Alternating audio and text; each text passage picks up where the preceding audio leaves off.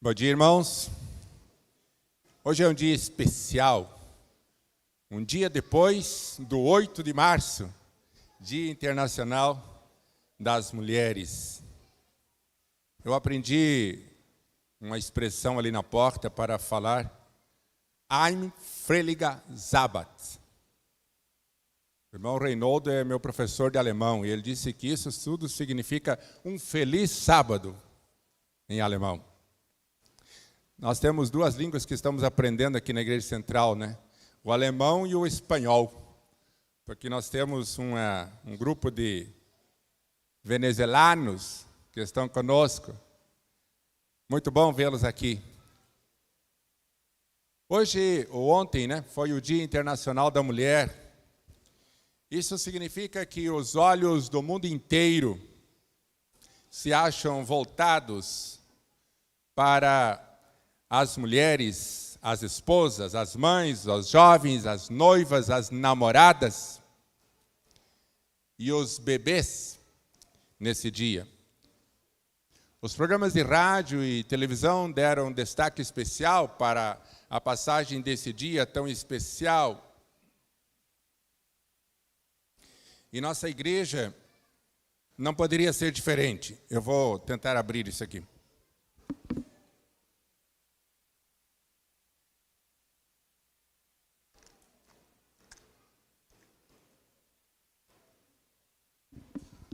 Acho que deu certo.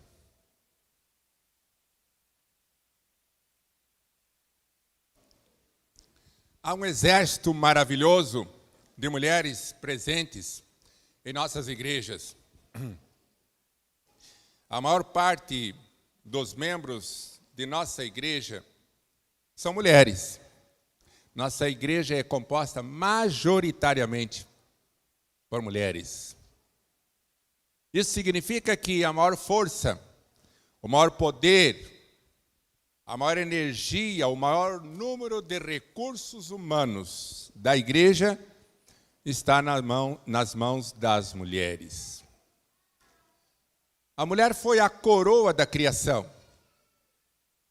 O último ato de Deus na criação foi fazer exatamente a mulher. Isso significa, Sumara, que o mundo não foi mundo enquanto Deus não fez a mulher. Deus não fez a mulher apenas para que o homem tivesse uma companhia, não apenas porque ele reclamou de estar sozinho no jardim do Éden. Deus também não fez a mulher para ser educadora e mãe apenas.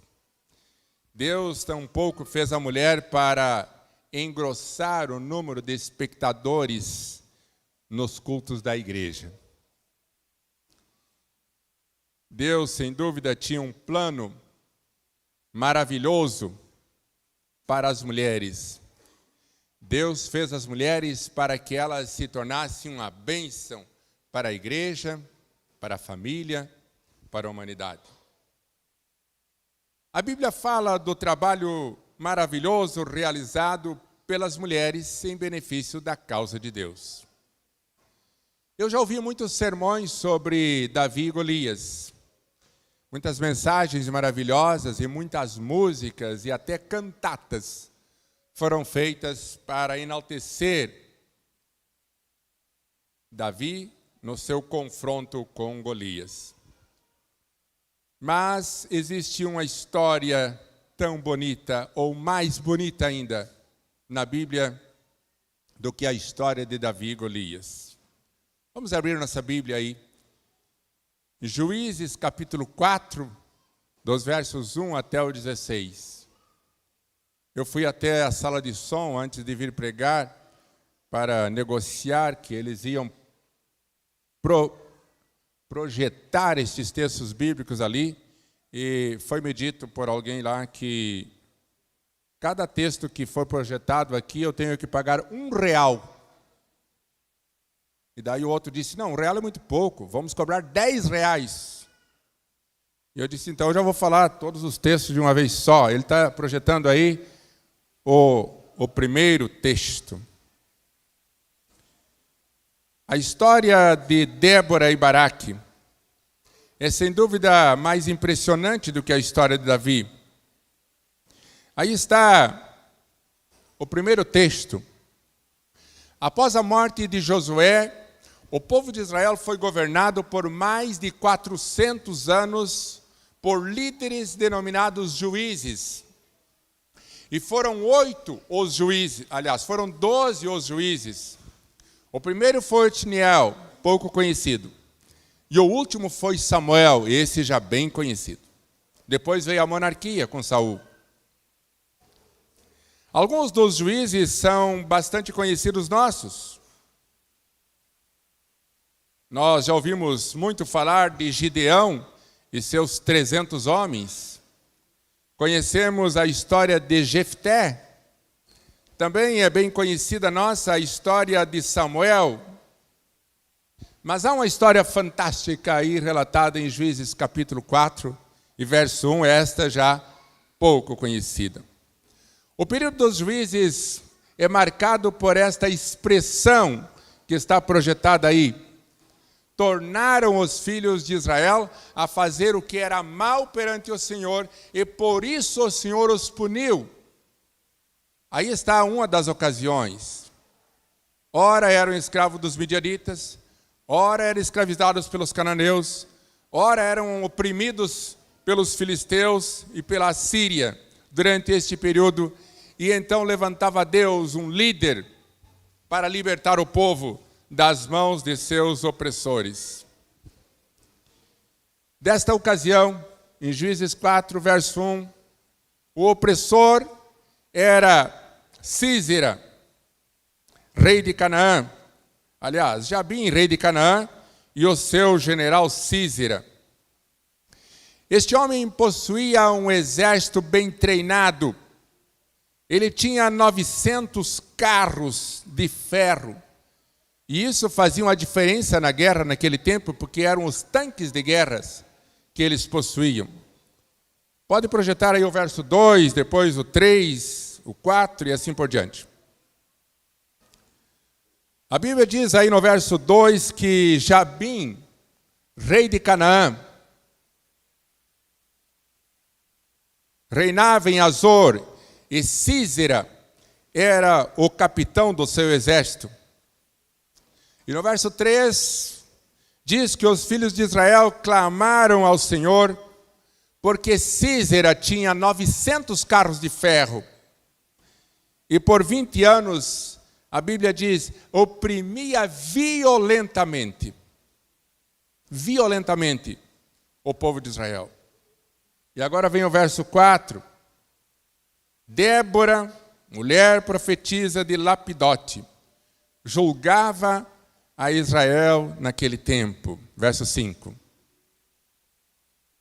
Ela se assentava debaixo das palmeiras de Débora, entre Ramá e Betel, nas montanhas de Efraim, e o povo de Israel subia a ela a juízo.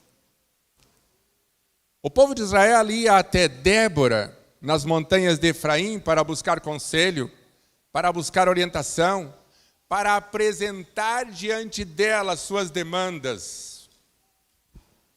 Eu vou dizer que Débora era a Sumara da Igreja Central.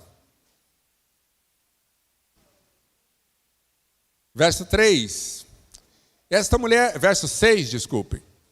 Esta mulher mandou chamar a Baraque, filho de Abinoão, de Quedes, de Naftali. E olha o que ela disse.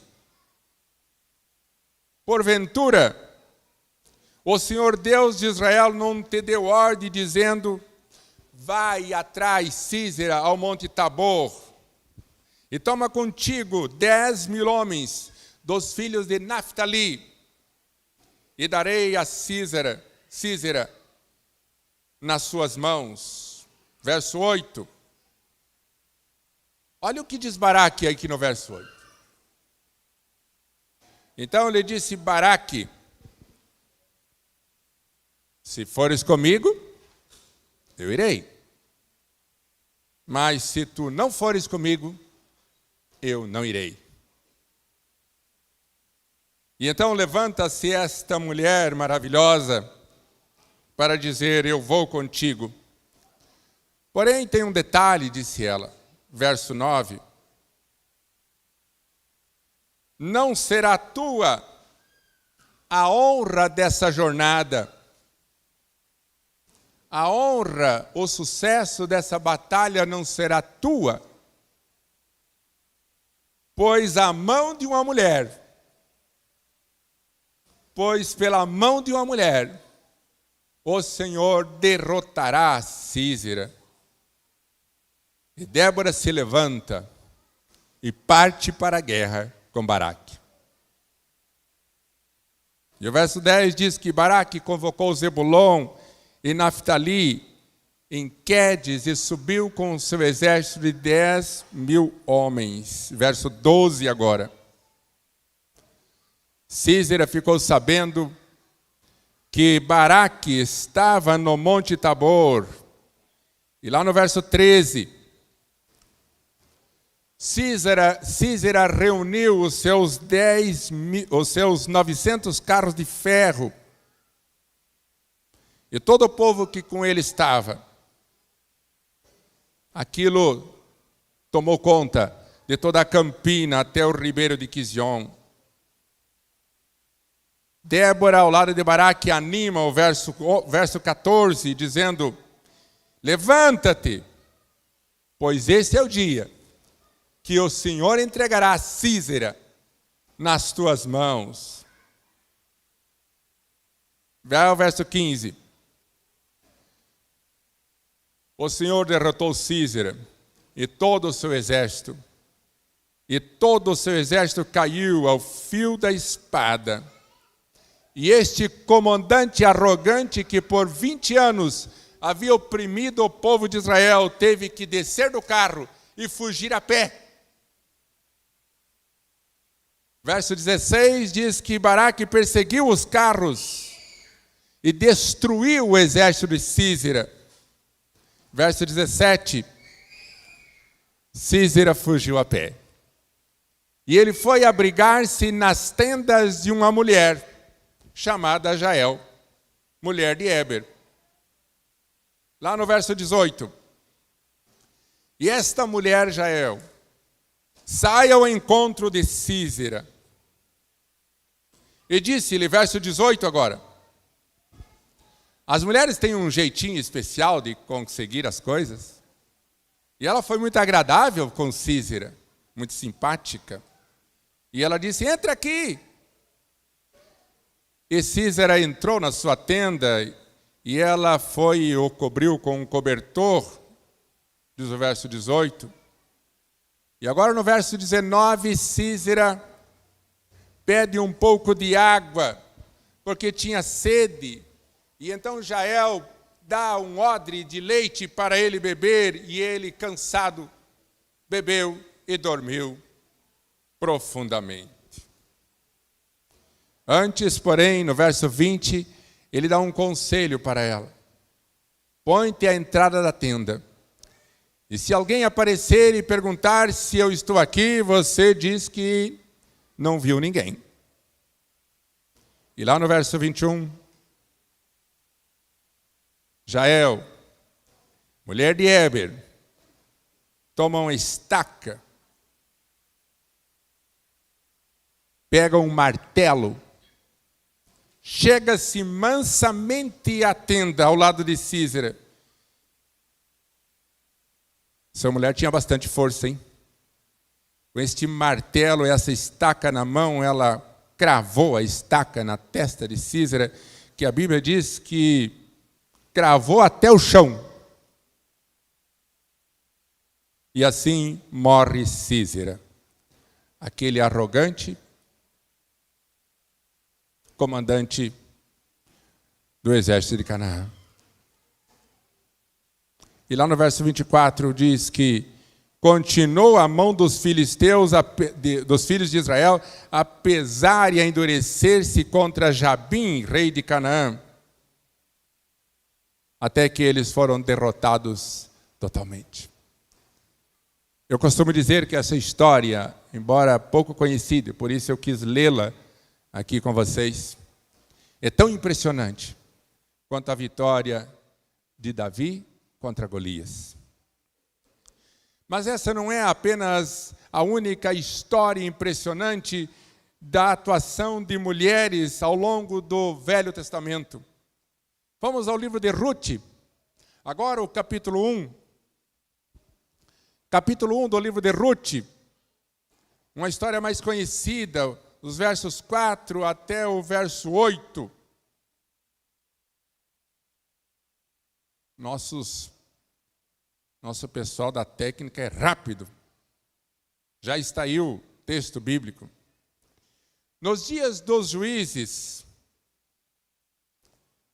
houve fome na terra e por isso este homem de Judá, chamado Elimeleque, saiu para peregrinar com sua mulher e desceu até a terra de Moabe, dos Moabitas, verso 2. Esse homem chamado Elimeleque tinha uma mulher chamada Noemi, e eles tinham 2 filhos chamados Malom e Quilion. E no verso 3 diz que Elimeleque morreu, e ela ficou com os seus 2 filhos. Estes homens, verso 4, tomaram para si mulheres moabitas. Uma chamava-se Orfa, e a outra chamava-se Rute, que emprestou o seu nome para o livro de Rute. E eles ficaram ali quase 10 anos, e o infortúnio se abateu sobre a família de Noemi, de Orfa e de Rute. A Bíblia diz que, no verso 5 agora, tanto Malom quanto Quilion morreram também. Os homens da casa morreram. Morreu Elimeleque, marido de Noemi. Morreu também seus filhos Malom e Quilion, esposos de Orfa e de Rute. E as 2 mulheres, as 3 mulheres ficaram viúvas, e a Bíblia diz que elas ficaram desamparadas. Ser viúva naqueles dias era diferente de ser viúva nos dias de hoje, que as mulheres conseguem se virar muito bem, mesmo sendo viúvas. Naqueles dias o trabalho era braçal, e a força do homem era importante para arar a terra, para manusear o arado puxado por bois, para capinar com a enxada. É por isso que no Velho Testamento há muitas recomendações para que se desse atenção especial às viúvas, porque elas ficavam desamparadas. E agora, diante do desespero, diz o verso 8, Noemi chama as suas noras e diz-lhe: voltai cada um à casa da sua mãe, o Senhor use de benevolência para com vocês 2, assim como vocês foram benevolentes, assim como vocês foram boas esposas para os meus filhos. Verso 9, e o Senhor dê descanso a cada uma de vocês. E lá no final do verso 9, uma narrativa triste. Essas mulheres, essas 3 mulheres desamparadas, abraçaram-se e choraram. E a Bíblia diz que choraram em alta voz. Verso 12. Ide embora, filhas minhas, disse Noemi. E o verso 13, um desabafo de Noemi quando ela diz: porque a mão do Senhor se descarregou sobre mim. Eu não sei quantas de vocês já passaram por uma experiência tão dura assim. Verso 14 diz que essas mulheres se abraçaram novamente e tornaram a chorar. Orfa beijou Noemi e foi embora. Mas esta Rute, como disse, emprestou o seu nome para o livro de Rute. Se apegou, diz o verso 16. Eu acho um dos dos versos mais bonitos da Bíblia, o verso 16, quando ela diz: eu não vou abandonar você, Noemi. Eu vou com você. Onde tu pousares, pousarei eu. O teu povo será o meu povo. E o teu Deus será o meu Deus. Era uma moabita.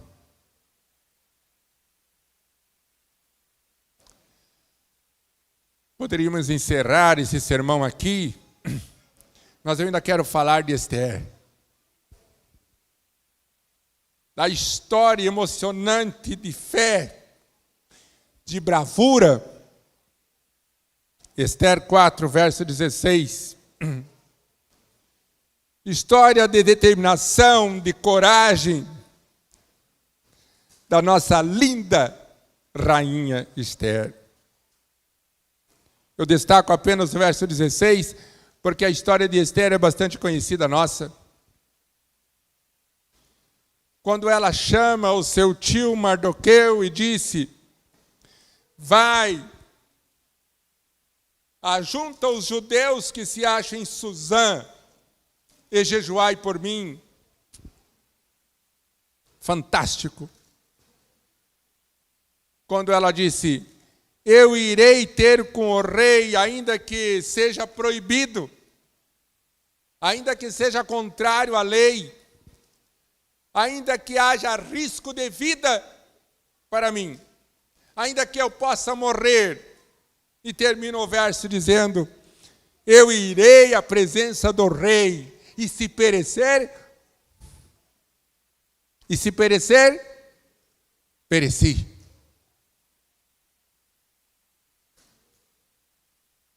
O tempo seria curto nesta manhã para percorrer todos os exemplos bíblicos de coragem, de ousadia, de confiança em Deus, de determinação, de hospitalidade, de exemplo de bondade e compaixão para com os pobres, de humildade, de modéstia, de liberalidade, de sabedoria e virtude que caracterizaram estas mulheres ao longo da história bíblica.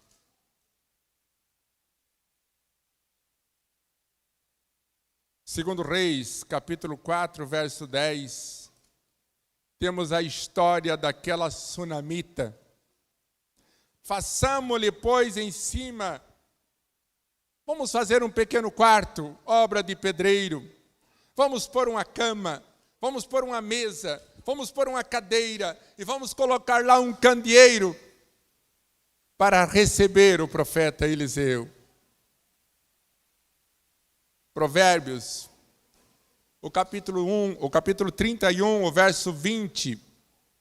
Salomão fala da bondade característica do coração de uma mulher, quando ele diz: a mulher abre a mão ao aflito e ainda estende a mão ao necessitado. Capítulo 27 de Mateus 27, os versos 55 até o verso 56.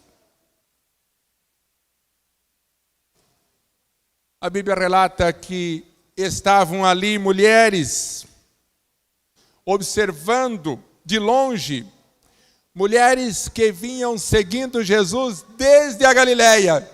E por que vinham essas mulheres seguindo Jesus desde a Galileia?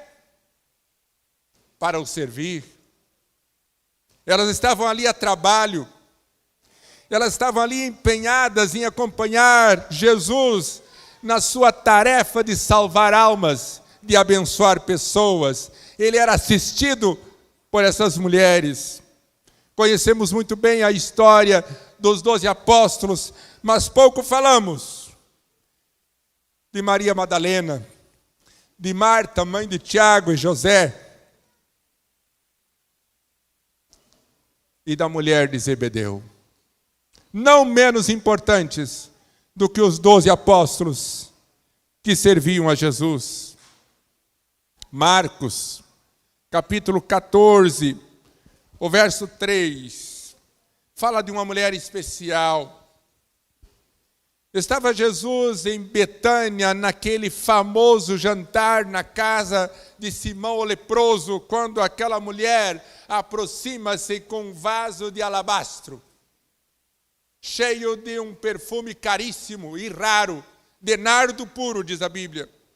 Ela quebra o seu vaso e derrama sobre a cabeça e sobre os pés de Jesus aquele perfume, preparando-o para o seu sacrifício que faria mais tarde.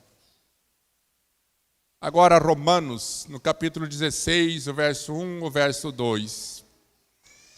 Aqui está o maior evangelista da história do cristianismo, Paulo.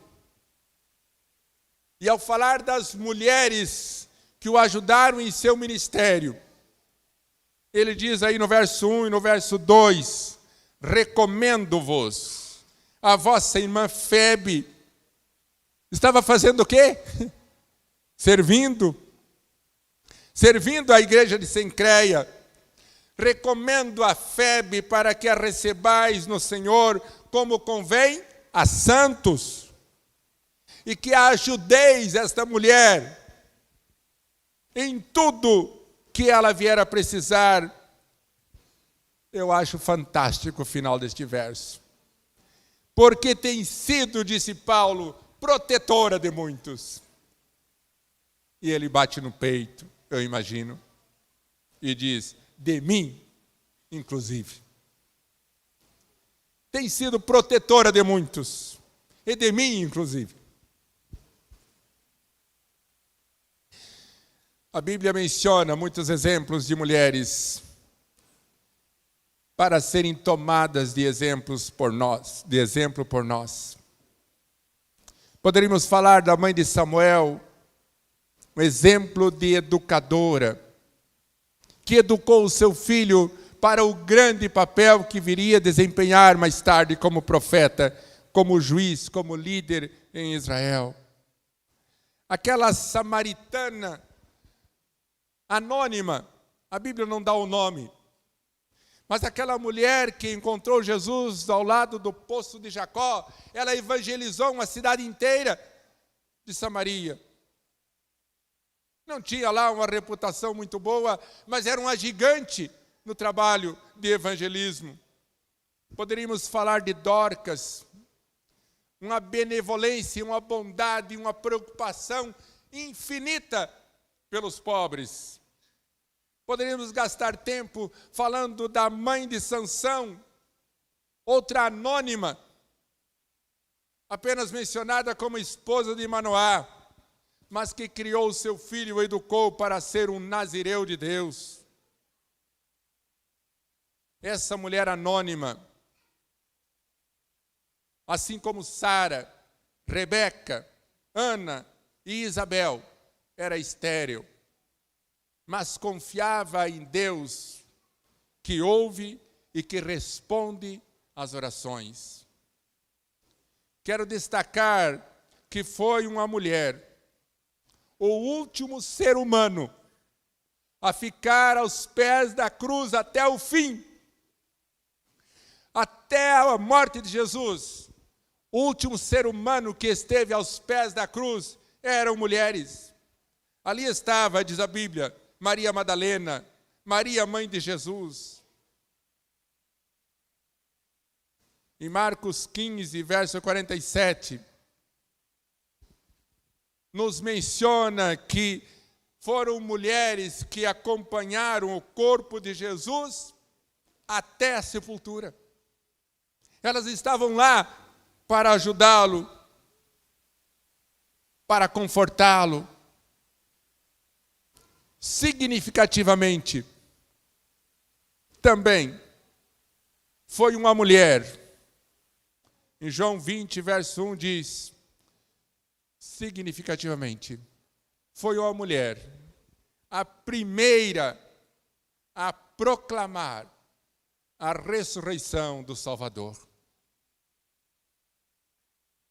Atos, capítulo 16, verso 13, foi uma mulher, a primeira a saudar Paulo e Silas como missionários na Europa.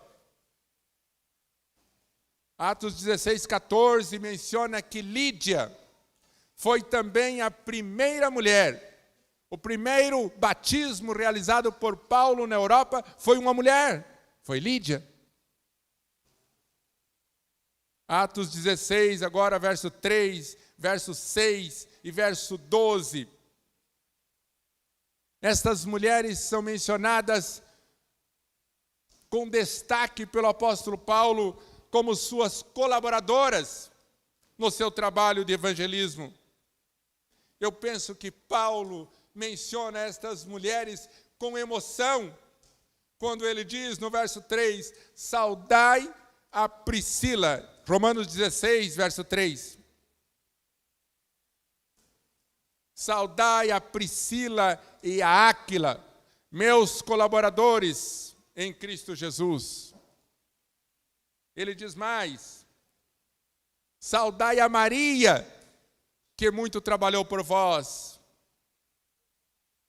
Saudai a Trifena e a Trifosa. Os nomes não ajudam muito.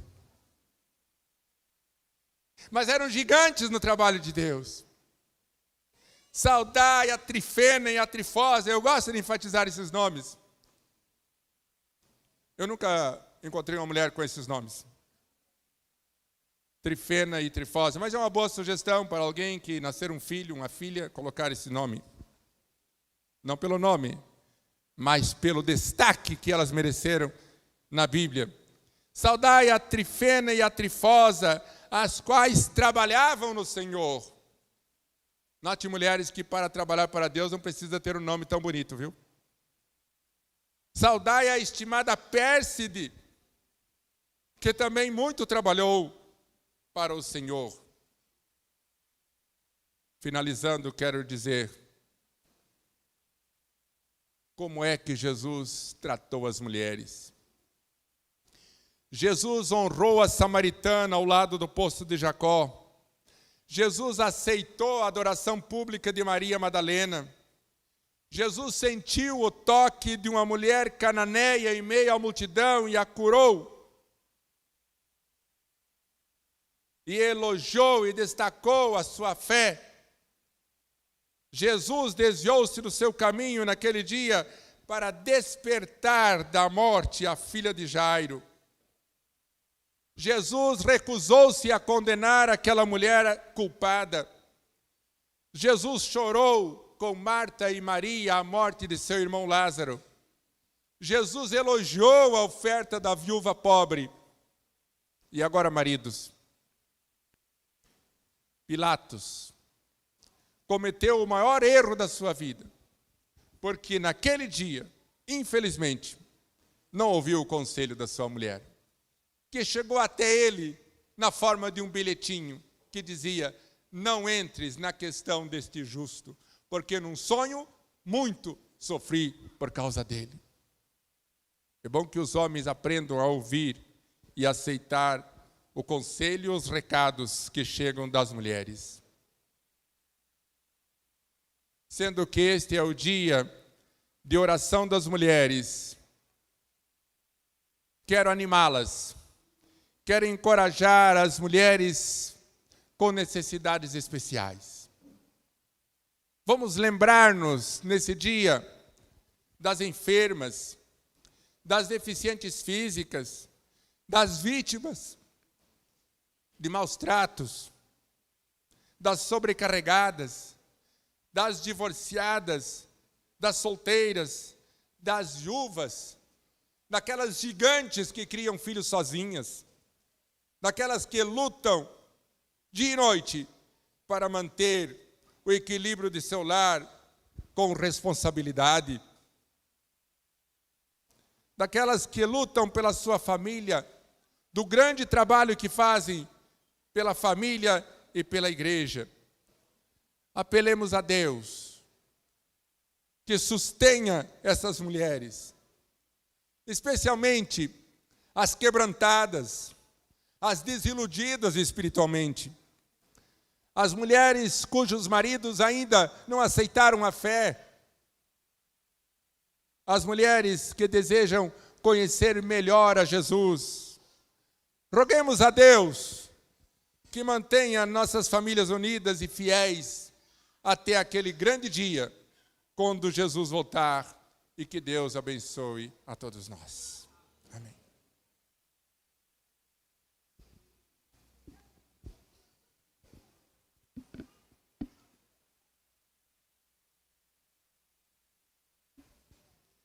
Que essa oração seja um desejo na vida de cada mulher aqui hoje.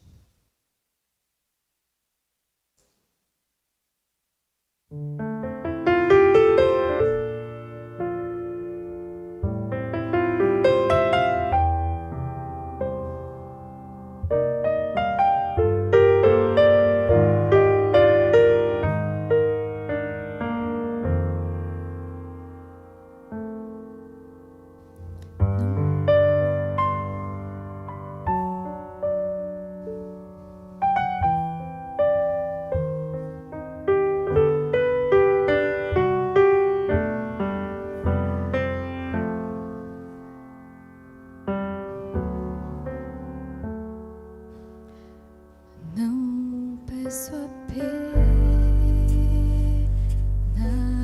pelo pão, não peço apenas por um mundo sem conflito, não peço apenas proteção, não peço apenas paz ao coração aflito. Não vou pedir mais uma vez que a minha vida seja isenta de fracassos, mas vou ficar bem junto a ti. Nunca mais fugir pra longe dos teus braços,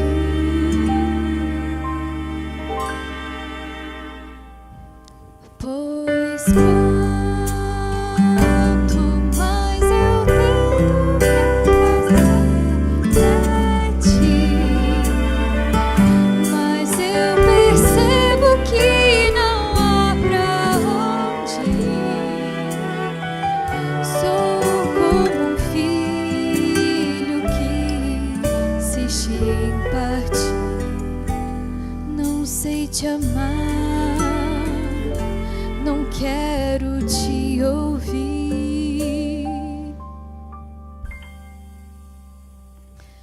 Me ensina a dar somente um passo cada vez. E se eu quiser de novo andar à sua frente, me ensina a confiar